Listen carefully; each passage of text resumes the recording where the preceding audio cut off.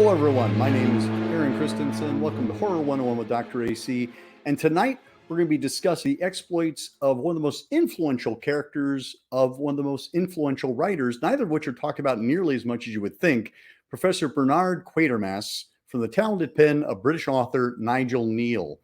During the summer of 1953, in the early days of British television and the golden age of on-screen science fiction, Nigel Kneale delivered a 6-part serial exploring the possibilities of a manned rocket flight returning to Earth from the unknown realms of space, having brought something back. This landmark TV event, known as the QUATERMASS Experiment, was an instant sensation, capturing the imagination of the British public. 70 years later, we'll look back at that galvanizing moment and its incredible influence on science fiction and horror cinema, and a certain little British movie studio known as Hammer Films, whose legacy endures to this day. Yet somehow, at least for US horror fans, the name of Quatermass continues to struggle for recognition, something which my esteemed guests and I hope to move the needle just a little bit with our conversation tonight. Joining me in the studio are fellow authors and podcasters and former alumni of the IMDb message boards, Christiana Benedict and Kevin Matthews. Thank you both so much for coming in to talk to me about the Quatermass legacy, which has endured now for 70 years. What was your first experience with the character, and how did you come by it? The first of the Quatermass films that I actually saw was, I want to say it was Enemy from Space, which is the second one, Quatermass 2 in England. Or it's the first film sequel to be title the number. Quatermass 2 was the first film to actually ever do that, which I saw on HBO late one night in the early 1980s. And then after that, I may have seen Quatermass in the Pit before that as 5 Million Years to Earth. I don't remember when I saw that, but I know that I saw Quatermass 2 when I was maybe 13. I didn't see the original until I was an adult, when I was stalking a video store that I used to own in the 90s. I thought you were stalking it, not stocking it. I got it. Like, I thought you were stalking video stores, which is something all of us did back in the day. There was an element of that. It was a film that I was trying to find, and it wasn't easy. Right. I mean, that film, The Living Dead at Manchester Morgue, and Raw Meat, the Gary Sherman film, were the three holy grail films that I was looking for, and I eventually found all of them, but it took a while. Kevin, how about you? Not really fully knowing the character, just seeing it as a Hammer film. I think late in the evening was Quatermass in the Pit. So I started with that, and I forget what age I was exactly. I was quite young enough to be terrified by it, seeing the horror through it more than the sci-fi elements. And, Quatermass in the Pit is very much horror sci-fi. And yeah, that made quite an impact. But I didn't know more about the character or the series until into adulthood. I think I read about Quatermass as a series, probably in a magazine or two. And then obviously people who would be on the IMDb horror boards would mention their love for some of the older movies, and you would get to know the names and titles. So I started to seek them that way. My experience was similar in that I had heard about the Quatermass. I mean, reading about it in reference books and things like that. And there was a great shot from Quatermass 2 of the guy like melting coming down the ramp. And I remember that one just staying with me for years and years. But I never got a chance to see a lot of these Hammer movies until I was in my 30s, probably. Quatermass in the Pit was probably the first one I saw, because I think it was the first one to hit VHS. I think Anchor Bay had that one. Yeah, they did. And they released that one first because it was in color. They didn't want to release the other two at all, actually, which caused a little bit of an outcry in the horror community at the time. Sure. How dare you release these out of order? Yeah, no kidding. The reason for that unavailability of the first two films is a matter of who distributed them. Because Quatermass in the Pit, I believe, was part of the Warner 7 Arts package, whereas the Quatermass Experiment was from Columbia, and the Columbia Hammers have tended to languish. Let's dive in, because the first time we saw Bernard Quatermass was in the TV serial, which came out 70 years ago this summer, entitled The Quatermass Experiment. And it had Reginald Tate as our intrepid doctor. And it was the first time Nigel Kneale had gotten a shot at TV. He would go on to have an illustrious career. He would do 1984, the Peter Cushing version, and then First Men in the Moon, The Stone Tape, Abominable Snowman for Hammer, Woman in Black, The Witches, and then a couple of John Osborne televised plays, Look Back in Anger and The Entertainer. There's only 2 episodes of that serial that remain. Have you seen those? Yeah, the only reason that they exist at all is because somebody pointed a film camera at a TV set. In their infinite wisdom, the BBC was not retaining the stuff that they were producing early in their existence.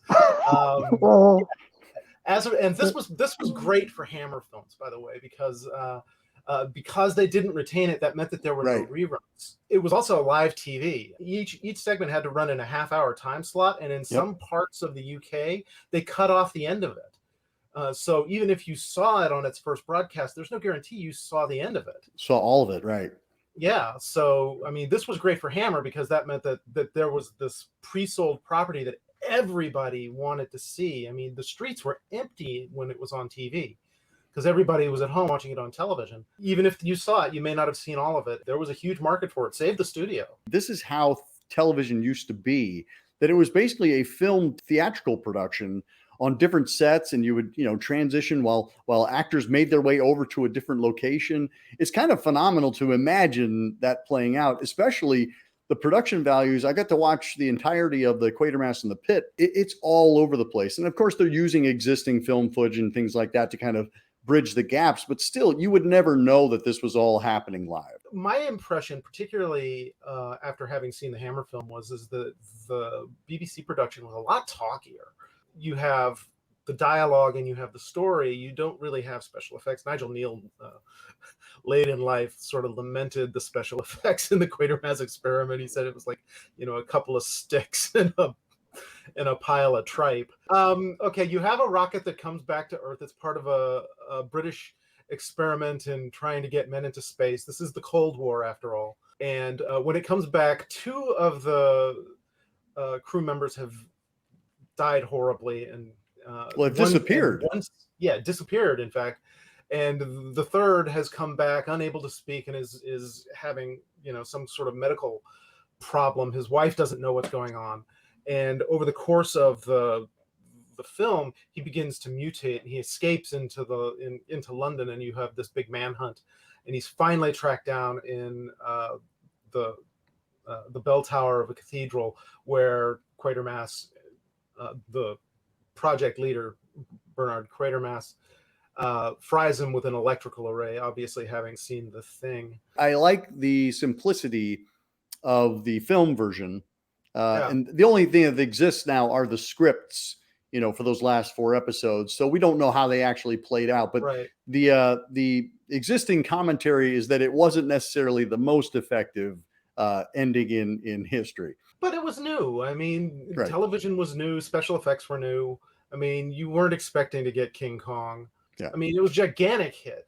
I'm always amused that Nigel Kneale got the opportunity to actually write the Quatermass Experiment for 2 reasons. The BBC had, basically 6 hours or 3 hours of programming that they hadn't accounted for, that was left over from the Queen's coronation.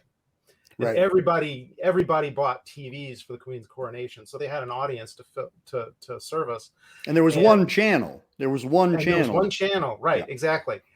And the second reason is that the BBC had 2 writers on staff at that time, and the other one was on holiday. So he got the job specifically because he was home on that day. Yep. Well, and he had a really good idea. Let's talk really quickly about, because we're kind of bridging those 2, of the film version of Quatermass Experiment. You'll notice the spelling with the X. It was the first X-rated film that Hammer released, and X meaning for adult audiences only, not necessarily a skin flick. Yeah, well, the X certificate from the British Board of Film Censors was very different from what the X rating from the Motion Picture Association of America.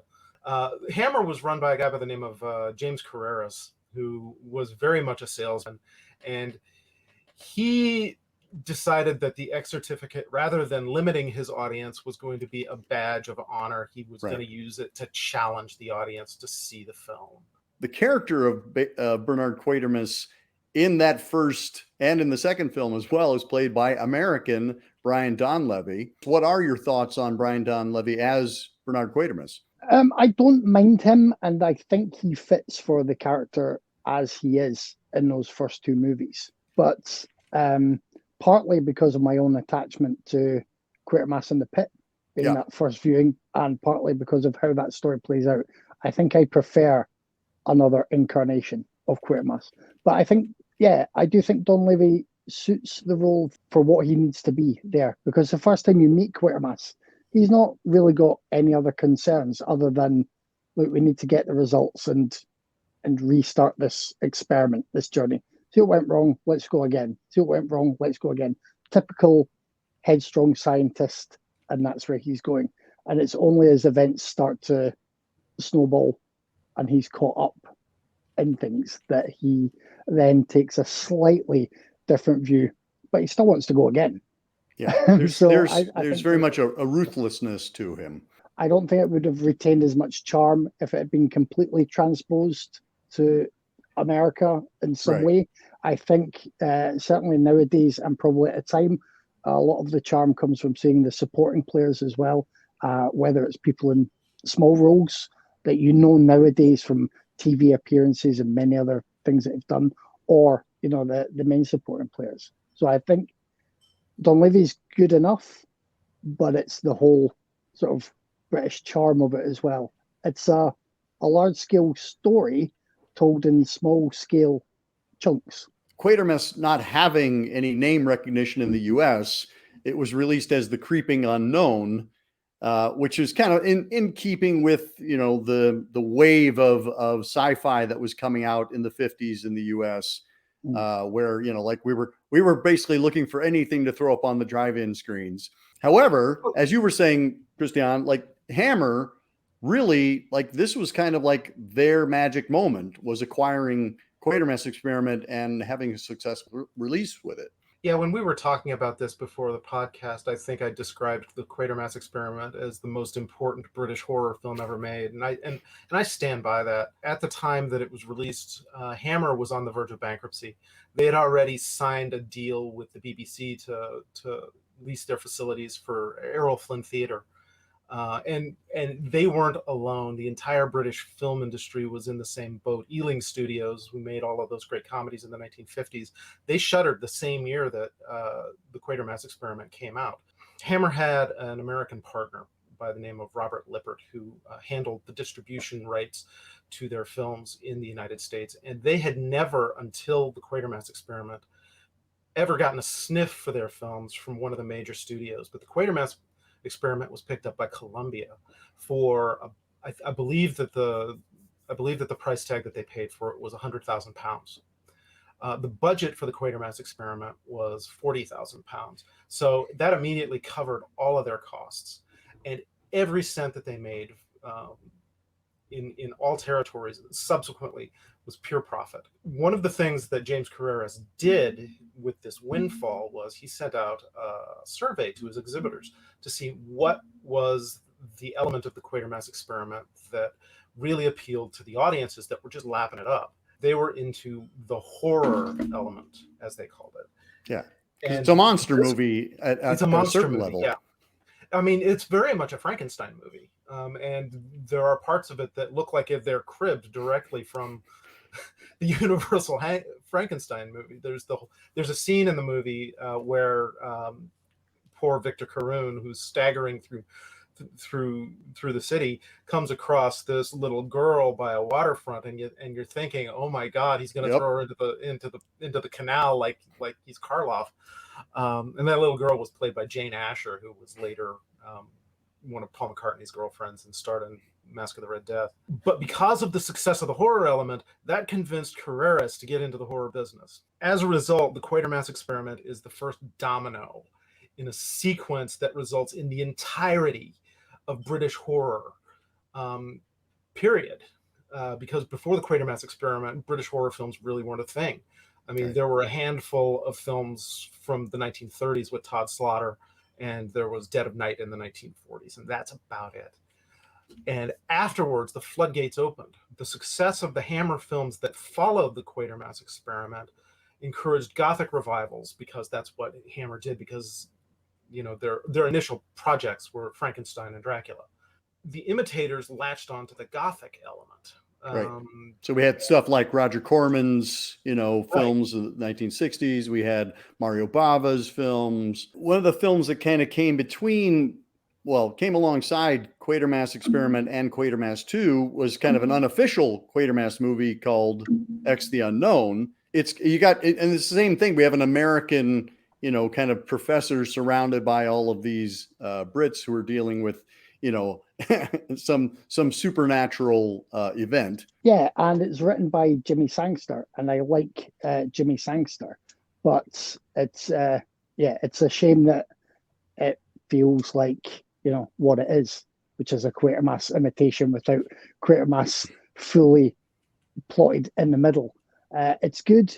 Again, it's I find it sort of comparable to the first Quatermass film. I think it's good. It's more, if anything, it's a little bit more low key, a little quieter. And I remember that there were a couple of small roles for, again, people that you would see on British TV. I don't know if you both would know them, but there was Kenneth Cope, who most famously in the 60s was in Randall and Hopkirk Deceased, and has been on many shows since. And then Fraser Hines has a small role in there, and he was, there's a soap opera that's been going here for years called Emmerdale Farm, so he was in that. So again, a little bit of fun face spotting for people who come to it quite late in the party. But I don't think Liam McKern was in that too, wasn't he? Yes, he was. As I say, I like it, but it's just it's kind of a quieter affair than the first film, and really any that would come around it, to me. Well, and Dean Jagger is a much less bossy main character, Adam Royston.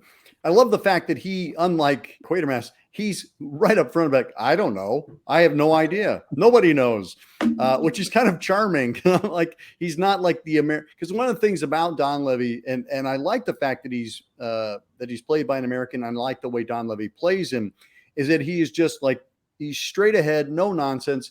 As you said, not touchy-feely. And there's something inherently American about that for me. We're just like, yeah, some pushy American who's like, doesn't even belong in England, but he's going to tell them how it's done and when it should be done. And if you're not doing it my way, you're doing it wrong. You have a point there. That's very much a Cold War thing too, where the British were sort of looking sideways at how the Americans were conducting things. X the Unknown is part of this tapestry that I was talking about with the dominoes falling, but it was actually supposed to be a Quatermass film. Just Nigel Kneale didn't. I mean, Nigel Kneale basically said, "No, you can't have the name." Basically. Nigel Kneale also not the most cuddly guy, apparently. No, not at all. But the thing about X the Unknown is that its release in the United States was slightly delayed. And when it eventually went to the United States, it was as the bottom feature with Curse of Frankenstein. So it was part of the marketing for that. And it brought in the Quatermass audience to the Curse of Frankenstein. Which is great, because, I mean, Curse of Frankenstein, became this huge worldwide hit. Yeah. Launched the careers of Peter Cushing and Christopher Lee, and, the rest is history. Yeah. Do you know that there was a Frankenstein production brought to Hammer before that? I do know that, but please tell the story. Yeah, it was a script that was written by Milton Subotsky and Max Rosenberg. And if you know the history of British horror movies, those names should ring a bell, because after being rejected for their script for Hammer, the Hammer Frankenstein, they went off in a snit and founded their own studio. It was called Amicus. And then they were Hammer's main rival for the remainder of the 60s and 70s. They were the kings of the horror anthology. Over there, did you actually have the late night TV Hammer double bills? I know they played as double bills at the cinema, but we used to, Friday nights when the babysitter wasn't looking and I was allowed to stay up late, I would watch all the Hammer or double bills. No? Not really where I lived. What we had was the Shock Theater package.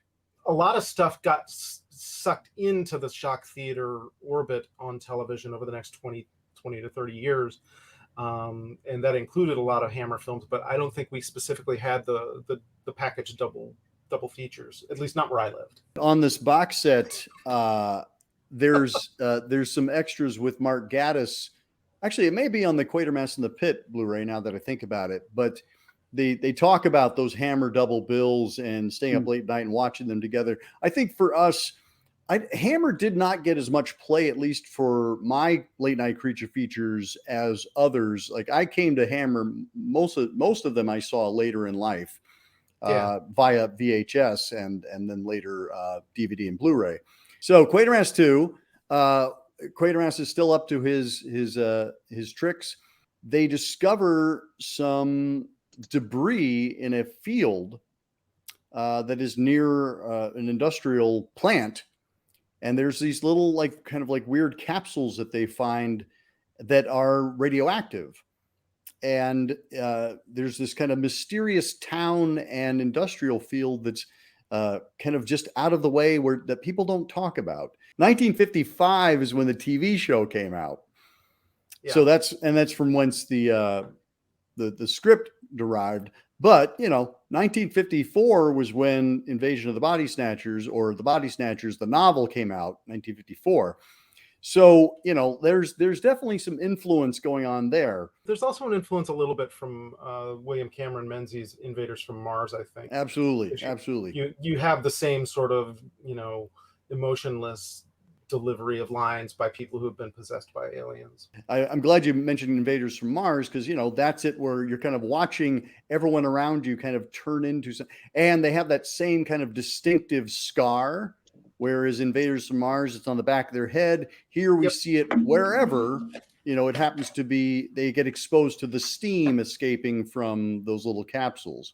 Michael Ripper shows up. It's his first Hammer horror. I think that's true. So 1957 is when we see Michael Ripper for the first time. And if you know Hammer horror, you definitely know Michael Ripper. Did a really quick, the TV show, there's the third TV serial of Quatermass in the Pit, which goes from 1958 to 1959. But there's a huge gap between when that TV series happens and when the film comes out in 1967. One of Hammer's other science fiction offerings from that time period flopped. And that was These Are the Damned, which is related to X the Unknown, by the way. It was directed by X the Unknown's first director, Joseph Losey. Yeah. He was replaced on X the Unknown because Dean Jagger didn't want to work with somebody who had been blacklisted as a communist. So they brought in Leslie Stevens, who was a ringer from Ealing Studios, and it failed hard. And meanwhile, Hammer was making money hand over fist, on their Gothic production. So, they didn't really feel like bothering with it. The distributors were in a position to dictate what they would release. Exactly. And when the science fiction films were not landing and the Gothic ones were, and so they were constantly asking for one more Dracula film or one more Frankenstein film. There's a retreat of science fiction films of all types everywhere, not just at Hammer in the early 1960s. And part of that is the Gothic revival, but also part of that is, quite frankly, the ones that were coming out were just terrible.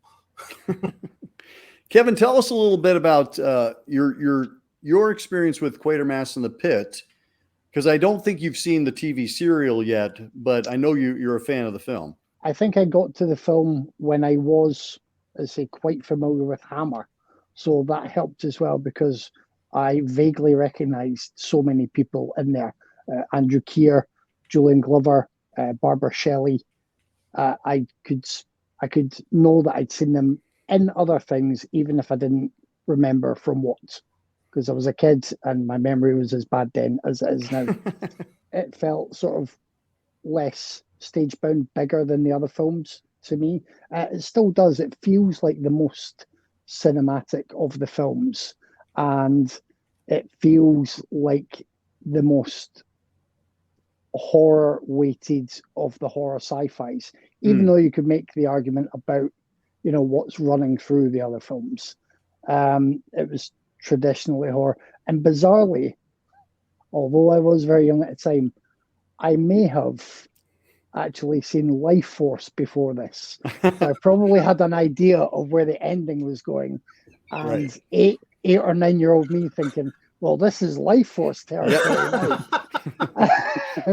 But it's just really good. It's really creepy, and I will say, like, I think all of these films, even when you look back on some that seem quite creaky, quite lower budget, they all have creepy moments. Even the very first film with that camera footage of the spaceship, Right.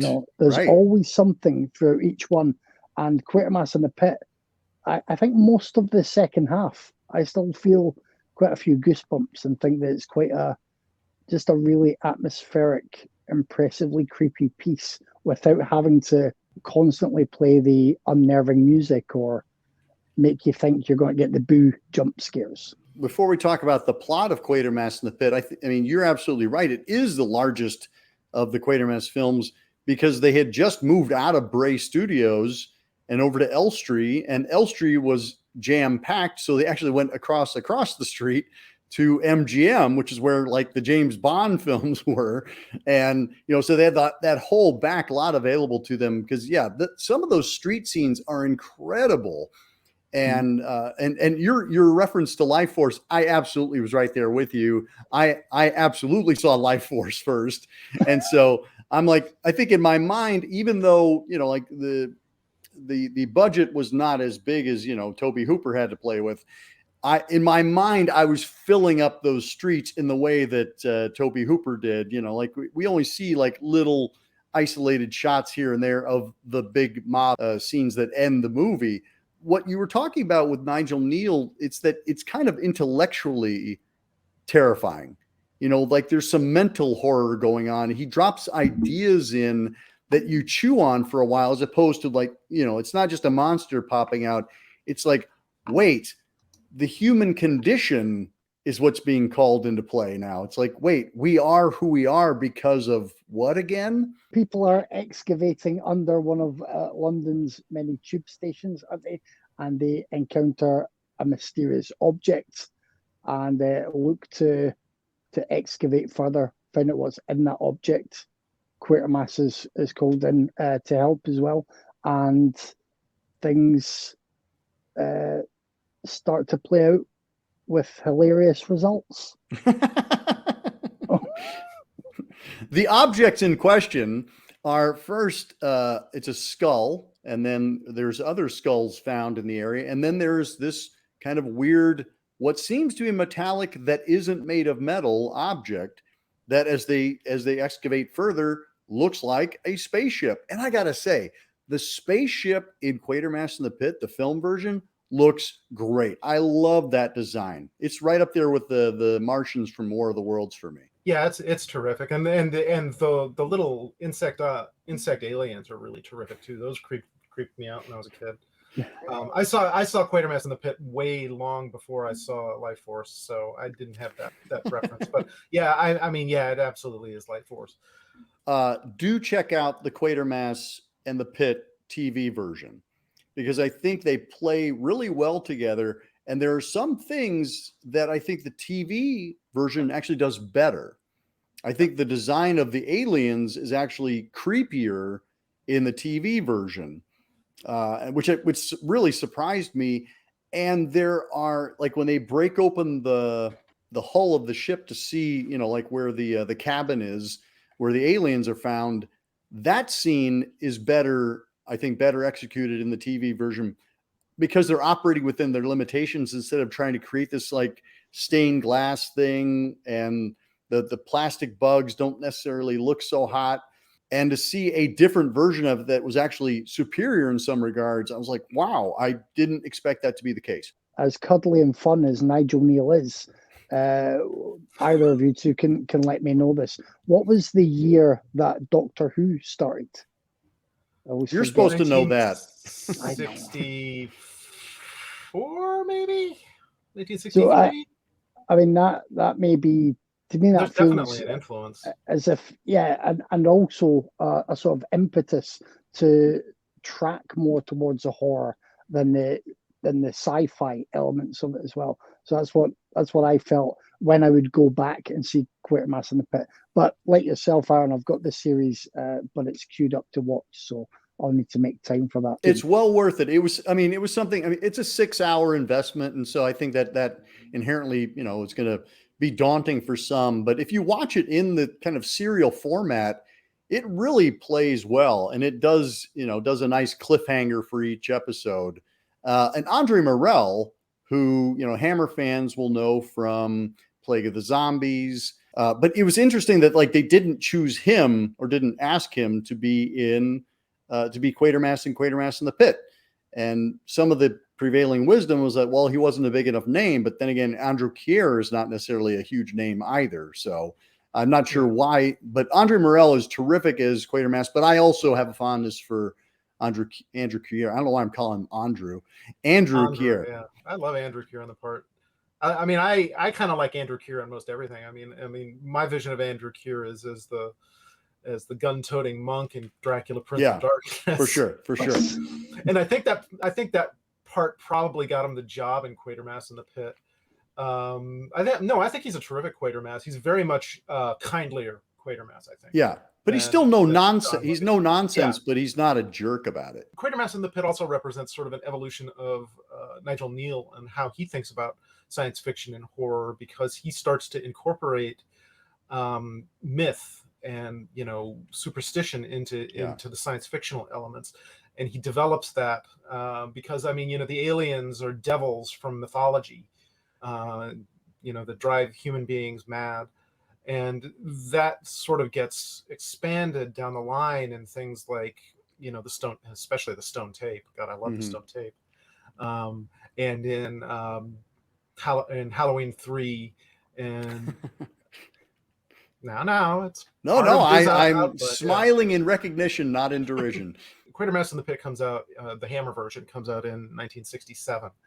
And a year later, you get a book called Chariots of the Gods by Eric von Daniken, which is basically the same premise, which is that ancient astronauts and ancient aliens have come to the Earth and influenced human technology and human society for centuries and centuries. Nigel Kneale's like, hang on a second. Yeah, right, exactly.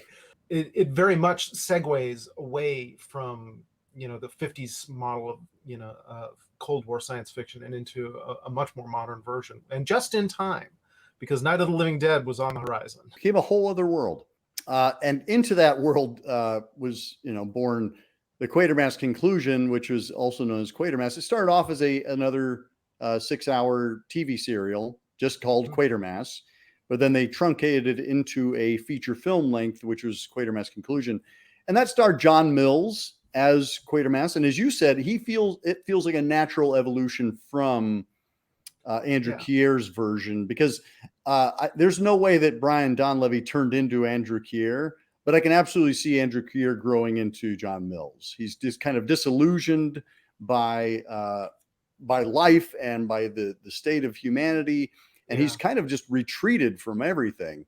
I mean, the original 3 films all exist like on the brink of an apocalypse, and all 3 of them avert that apocalypse. The Quatermass Conclusion takes place after the apocalypse. The VHS version of it that I had in my video store tried to sell it to me as a Mad Max right? Like Simon McCorkindale in like spiked leather outfit and with a big machine gun, and I'm like, no, this is not what this is at all. It's less of an apocalypse and more of just kind of like society is breaking down. Yeah, it's like a collapse. There hasn't been like an event that set it off. It's just kind of like things have just kind of like fallen apart, and you have you got the planet people who are just kind of wandering. There's basically they're hippies. It's Nigel Kneale's commentary on hippies. Quatermass, who's looking for his granddaughter, and so the only reason he comes on to this broadcast is to see if he can find her. He holds a photograph up to the camera, but then he gets swept up in this whole kind of planet people movement, because the planet people believe that creatures from another planet are going to come down and take them away. And while there is evidence that there's life beyond this world, it may not be the most benevolent. I like John Mills as Quatermass for the reasons that you say. The other elements, look, particularly at that time, I don't think Britain was very good at depicting very real, viable threats. We had our version of biker gangs that turned up in Psychomania that always reminded me of the Hills Grannies in Monty Python's Flying Circus. So there's a real incongruity between what level of threat there should be and what there is. And as you say, you've got the hippie types wandering around as well. So I think those elements don't come together as well as other things in Kneale's writing, but I appreciate where he was taking the character and the overarching plot line that he put in there.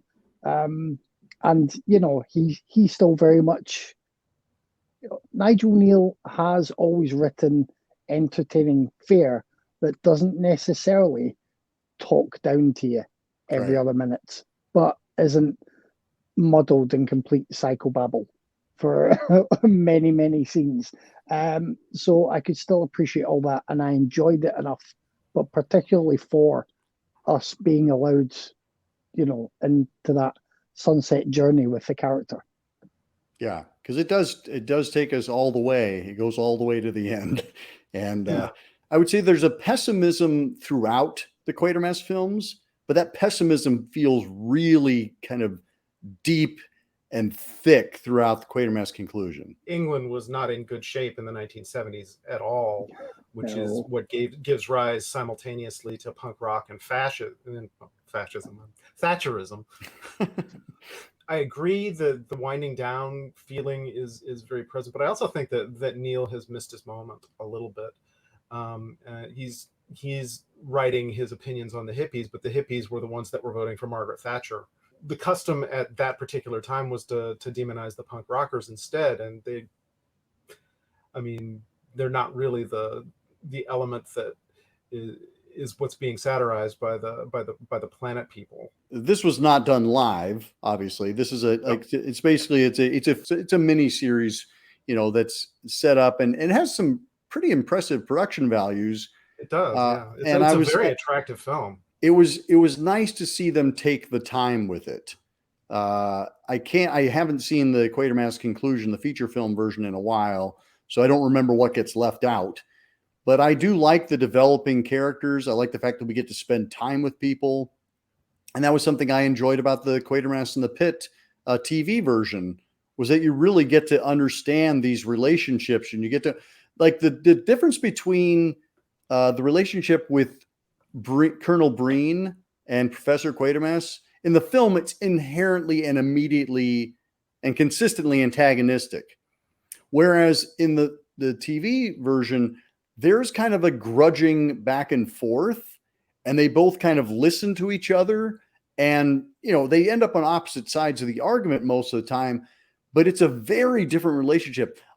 After watching this, I was like, oh, you're right. Colonel Breen in the film version, the Hammer film version, is kind of a straight ahead cartoon of, military bullheadedness, where he's not going to listen to anything. And if anybody pushes back at him at all, he's going to push back as hard as he can.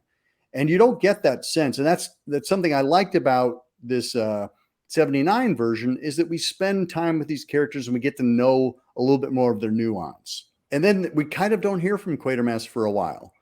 And I think that in itself is kind of fascinating, is that he just kind of goes away.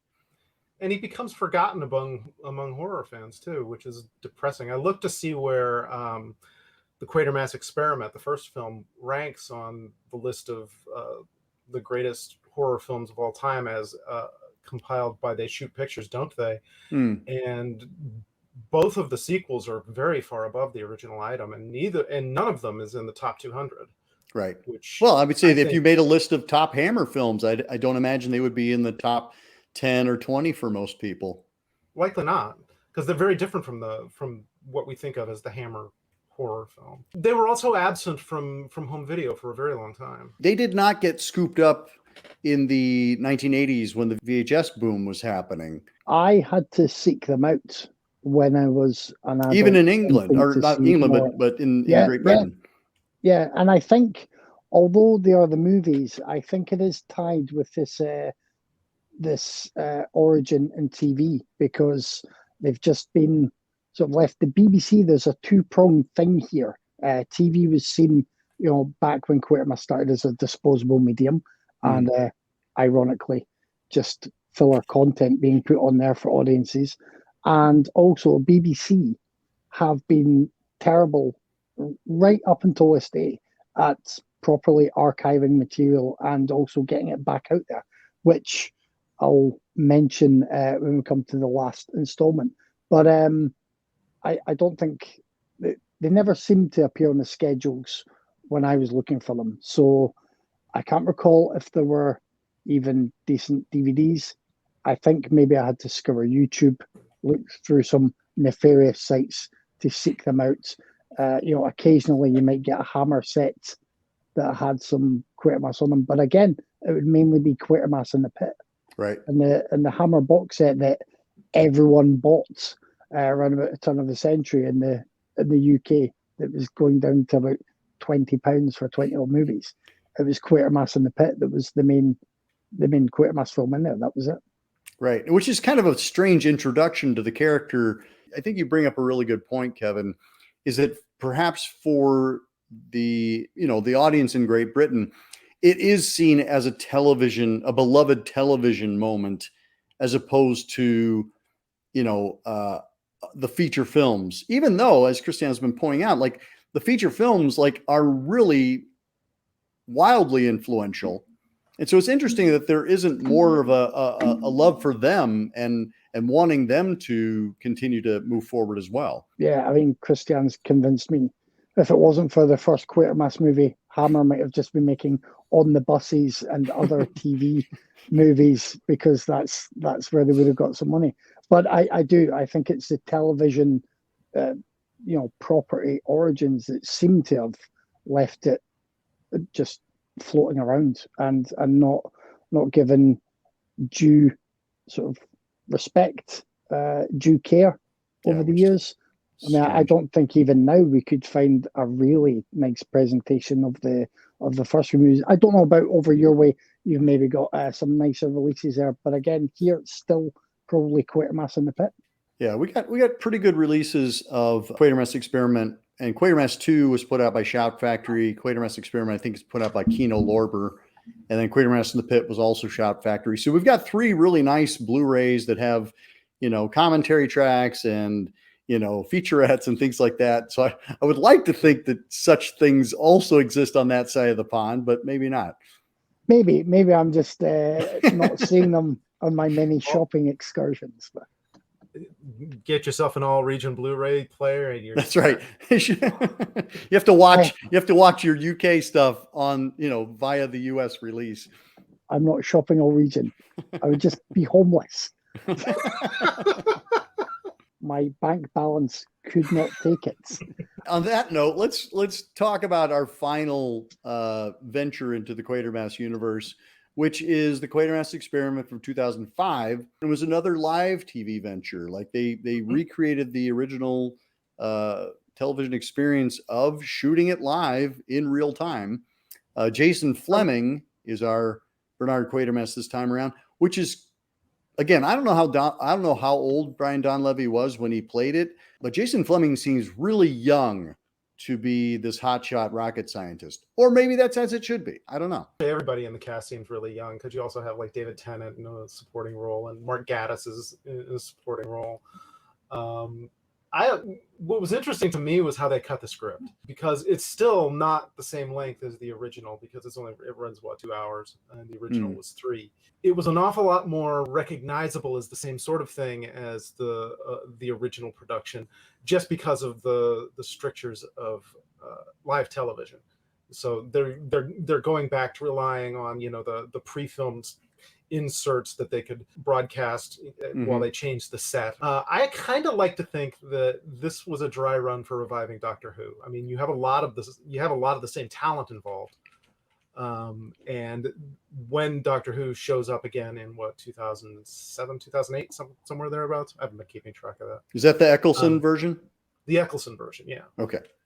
When that shows up, they have completely abandoned the original conception of Doctor Who as this older alien scientist gentleman with his Dolly Bird companions, and you have the young hot guy in a leather jacket. I mean, Jason Fleming is fine as Quatermass. He's energetic. He's a lot more energetic than any other actor in the role. That's for sure.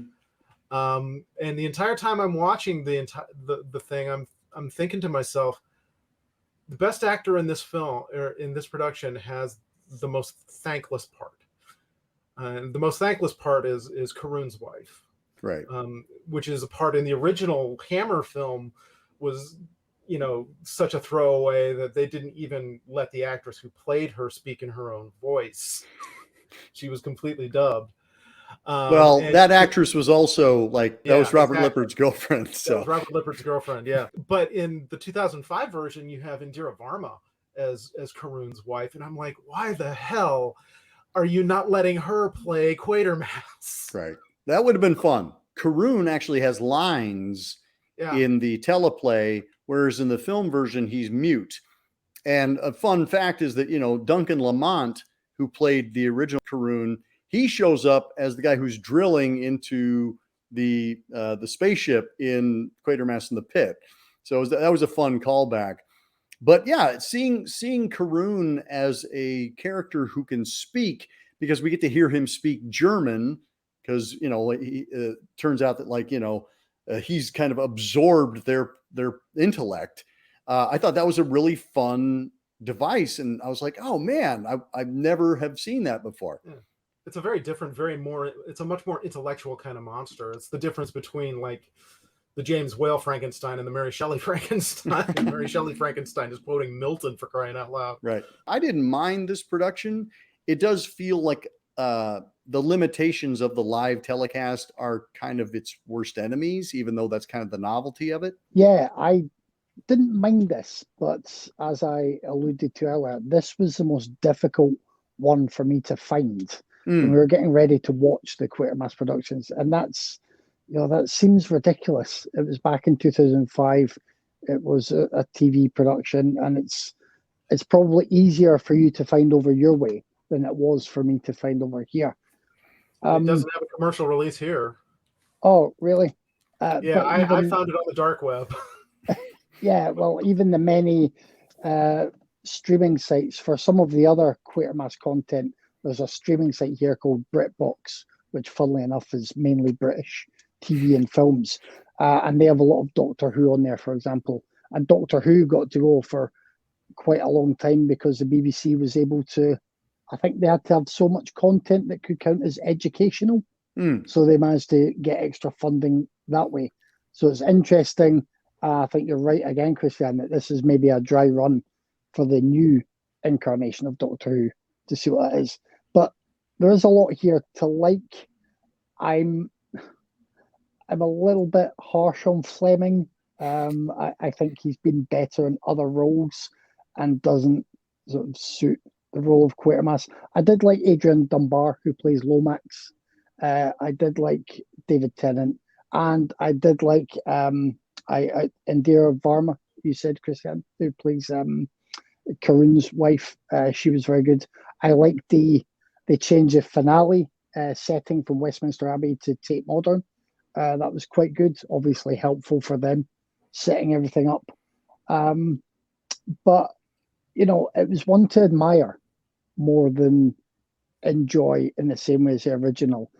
And then it had me intrigued that the writer had also the next year helped pen a live version of A for Andromeda. I was intrigued by this idea that they tried it at least a couple of times to do these live events with sci-fi fare. We've kind of talked about it a little bit. I think I'd like to kind of wrap up this way is, what do you think has been the reason why Quatermass has kind of come and gone and isn't referred to as much? Is it just that it hasn't been available? Is it that, like the Gothics took over? Because as influential as it is, it does seem to get it becomes almost a footnote. It's the thing we find as we work our way back. I think it's all of the above. And it was supplanted by films that were heavily influenced by it. I mean, it's an awful lot like a good example of it would be the John Carter of Mars film that came out a few years ago. Nobody went to see it because the people who did see it said, yeah, we've seen all this before, despite the fact that all of those other films that had come before had been influenced by A Princess of Mars and Edgar Rice Burroughs in the first place. Right. Yeah, where you discover the, not necessarily the imitators, but those who were influenced by it first. And one of its imitators is Night of the Living Dead, which has practically the same plot as the Quatermass Experiment. And that film put a bullet in the head of the films that initially inspired that were initially inspired by the Quatermass Experiment.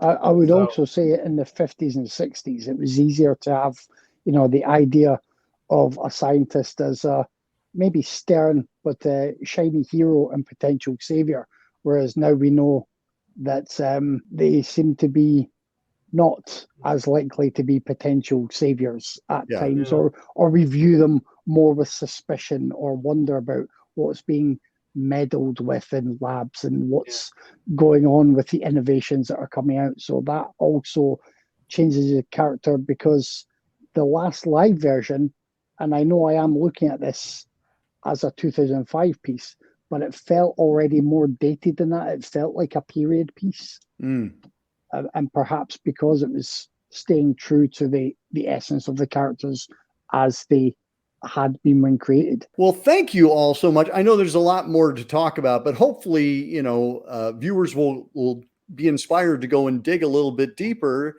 And if you haven't seen the Quatermass films, you'll check them out for the first time. If you have seen them, but haven't seen them in a while, hopefully you'll bust them out and revisit them. We will be getting this gang back together again to talk about future things, I promise. If you want to check out more from my guests, I'll have stuff in the description below. If you enjoyed this episode, please click the old subscribe button, because you won't want to miss what we have coming up next. Until next time, keep searching, keep exploring, and keep sharing the scare.